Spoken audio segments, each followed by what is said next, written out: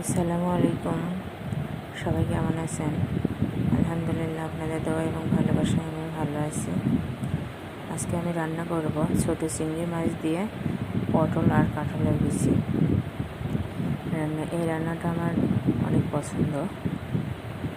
আসলে পটলগুলো ছিলবো না, আঁচড়ায় নিয়ে কাঁঠালের বিচিগুলো একটু পাতলা পাতলা করে কুটে, মানে ছোটো চিংড়ির সাথে যেমন সবজিটা যায় তেমনভাবে কুটে এই যে মশলাগুলো দিয়ে হালকা পেঁয়াজ ভেজে, হালকা মরিচের গুঁড়া, হলুদ, ধনিয়ার গুঁড়া দিয়ে মশলাটা অনেক সুন্দর করে কষিয়ে নিয়ে তারপরে সবজিগুলো দিয়ে দেব। সুন্দর করে কষিয়ে রান্না করব। এদিকে রান্নার ফাঁকে আমি ছোটো চিংড়ি মাছগুলোও বেছে নিলাম, বেছে কুটে ধুয়ে তেলে ভেজে নেব হলুদ আর লবণ দিয়ে।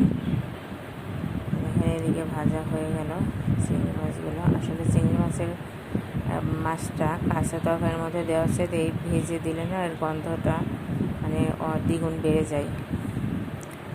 এদিকে তরকারির বলকটা আসলে পরে চিংড়ি মাছ ভাজাগুলো দিয়ে দেব। এরপরে একটু জিরের গুঁড়া দিয়ে দেওয়া হলেই তরকারিটা রেডি।